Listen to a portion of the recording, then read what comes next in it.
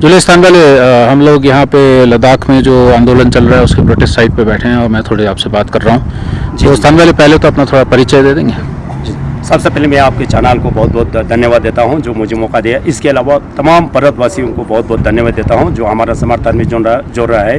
साथ ही साथ आप इतना दुर्गम इलाके में आप आए हो, आप पधारे हो, इसीलिए बहुत बहुत धन्यवाद कहना चाहता हूं। मैं भूतपूर्व सैनिक सुबेदार तंबा जो लद्दाख ग्यार गाँव का रहने वाला हूँ और जो कर्मा सार है इसे गाँव के साथ ही एक ही गाँव का रहने वाला हूँ और एक ही लबादार के अंडर में आते हैं। जी। तो आपने अपनी मतलब फौज में थे पहले? जी। और अलग अलग जगह पे स्टेशन थे बहुत? जी हाँ। तो मैं कई सारी जगह पे मैं ड्यूटी करने का, मुझे सेवा करने का मौका मिला देश के लिए। सबसे पहले तो मैं जो ये बॉर्डर एरिया है चुशुल वगैरह जो चाइनीज़ बॉर्डर है वहाँ पे मैं लगभग 7 साल के करीब में वहाँ पे ड्यूटी पे रहा हूँ। इसके अलावा ग्लेशियर जो है फास्ट ग्लेशियर में भी मुझे तैनात होने का, वहाँ पे ड्यूटी देने का मौका मिला। और बाकी इसी तरीके से मैं 7 बार जो है मैं ग्लेशियर का टर्न ओवर कटा हूँ। और इसके बाद थोड़ा इंडिया, उसके बाद ये हिमाचल साइड में, पुणे में, और साथ ही साथ हाल ही में मैं रिटायर होने से पहले जो श्रीनगर में गुलमर्ग है वहाँ पे जो हाई एल्टीट्यूड वारफेयर स्कूल है वहाँ पे तमाम देश का लोग वहाँ पे माउंटेनियरिंग के लिए, सुनू सेकी के लिए और क्लाइंबिंग के लिए बहुत सारे देशों से वहाँ पे ट्रेनिंग के लिए आते हैं। वहाँ पे मुझे सेवा करने का मौका मिला। जी। कब रिटायर हुए आप? मैं ये 31 जनवरी 2024 में रिटायर हुआ। और मैंने सुना है कि रिटायर होने के कुछ देर बाद ही आपने यहाँ पे अपना इस आंदोलन में जो है आप? जी। मुझे ये एहसास हुआ यहाँ पे, पहले तो हम जो सेना में था तो इतना पता नहीं चल पाते थे। यहाँ आने के बाद मुझे ये थोड़ा एहसास हुआ कि पहले हमारा यहाँ पे जो जम्मू कश्मीर के अंदर था 370 और 35A के अंडर था, तो हमारे यहाँ पे सुरक्षा काफ़ी मिलते थे और बच्चों को भी काफ़ी जो उस हिसाब से 70 जॉब मिलते थे यहाँ पे। तो यहाँ आने के बाद मुझे ये एहसास हुआ कि यहाँ पे जो एनवायरनमेंट को देखते हुए, पर्यावरण को देखते हुए मुझे एहसास हुआ कि ये यहाँ पे बहुत संवेदनशील जो क्षेत्र है लद्दाख, और साथ ही साथ 2 बॉर्डर और 2 जो सीमाओं से घिरा हुआ है और चीन और पाकिस्तान, तो यहाँ का जो संरक्षण मिलना बहुत ज़रूरी है और पूरा देश के लिए ज़रूरी है। लद्दाख का सुरक्षा पूरा देश के लिए क्या है, पूरा देश का, पूरा भारतवासी का क्या सुरक्षा है। साथ ही साथ पर्यावरण सेट से मैं बताना चाहूँगा तो पर्यावरण तो पूरा क्या विश्व के लिए ज़रूरत है। पानी, हवा, ये सब जो है विश्व के लिए बहुत ज़रूरी है। अगर हम पर्यावरण का ध्यान नहीं रखेंगे, हाल ही में आपने उत्तराखंड में ये कांड होते हुए देखे हैं और साथ ही साथ हिमाचल में हुआ, ऐसी जगह बहुत सारी जगह हुआ। 2010 में लेह में भी इसी तरीके से हुआ है। तो इसी को ध्यान में रखते हुए मैं इस यहाँ पे अनशन में जुड़ा हूँ सोनमा वांगचुक जी के नेतृत्व में। जी। तो आप भी वांगचुकले के साथ 21 दिन अनशन किया आपने भी? जी हाँ। कैसा उन दिनों में आपको कैसा लगा? हाँ, तकलीफ तो बहुत सारे थे, ठंड का भी थे और भूख का भी थे। तो हम अनशन तो तोड़ नहीं सकते थे क्योंकि हम ये चाहते थे कि उस बीच में हमारा जो केंद्र सरकार से कोई न कोई जो मिनिस्टर जी या कोई न कोई मंत्री जी आके हमसे बात करें। साथ ही साथ हम यह भी चाहते थे कि हमारा जो यहाँ पे यूटी प्रशासन है उन सभी कोई न कोई आके हमसे बात करें या इसी जो लद्दाख का जो 4 मुद्दे हैं उनके बारे में बात करें या अनशन तोड़ने के बारे में बात करें। ऐसा कुछ भी नहीं हुआ, तो इसीलिए हमने अनशन 21 दिन बढ़ने का हमने ठान लिए थे। और उन दिनों में जैसे क्योंकि आप आर्मी में थे तो आर्मी से किसी का कोई दबाव नहीं पड़ा कि आप ऐसा क्यों कर रहे हैं? जी, क्योंकि ऐसे तो कोई मैं काम किया नहीं जी, क्योंकि हम जो है भारत जो है देखिए आज़ादी देश है और यहाँ पे लोकतंत्र है। तो लोकतंत्र के अंदर हमने कोई किसी का कोई दंगा नहीं किया है, कोई कानून का कोई उल्लंघन नहीं किया है। साथ ही साथ कोई भी हमने ऐसे जो गलत कार्रवाई नहीं किया जिससे सरकार के पूर्व पार्टी का हानि पहुँचा लेना और किसी का दंगा कर लेना और लोगों को भड़काना, ऐसे तो हमने कुछ किए नहीं। तो हमको ऐसे कोई कुछ नहीं है क्योंकि इस तरीके के किए नहीं जी, कोई गलत काम। हाँ जी।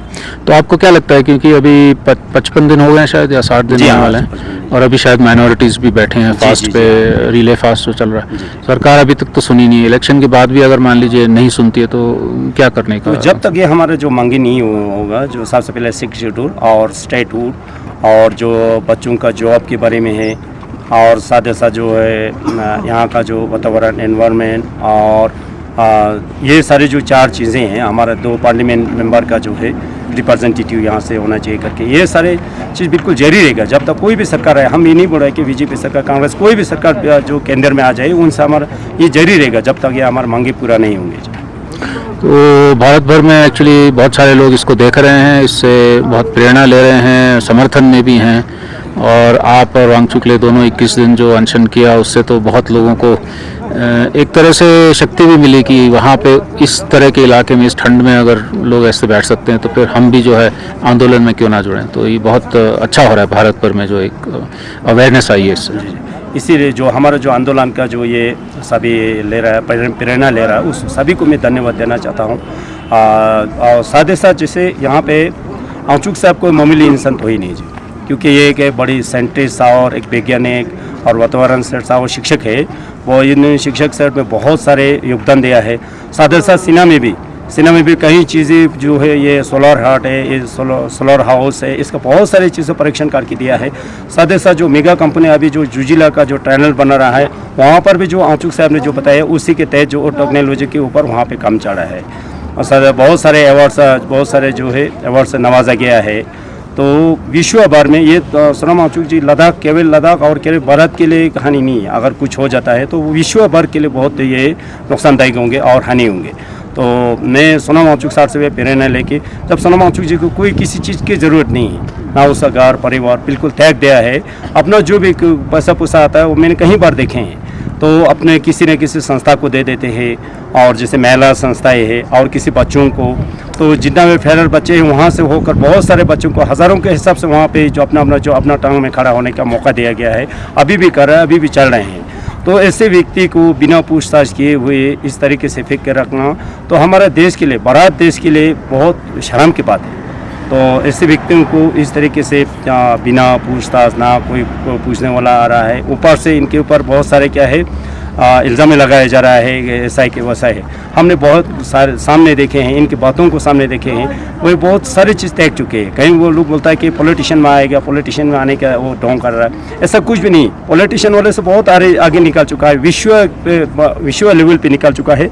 तो पॉलिटिशियन में क्या है, एक MP का नाम क्या है, कई स्टेट तक नाम पहुँचते हैं। ये तो बिल्कुल विश्व लेवल पे इनके नाम है। तो इसीलिए साथ ही साथ जो हमारा KD और अपेक्स है, तो इन दोनों को बहुत बहुत धन्यवाद देना चाहता हूँ, क्योंकि लद्दाख का जो है समस्या को देखकर इस तरीके से अपना एक जो पार्टियाँ बनाया है। KDA माने कारगिल डेमोक्रेटिक अलायंस और अपेक्स लेह का जो बना हुआ है।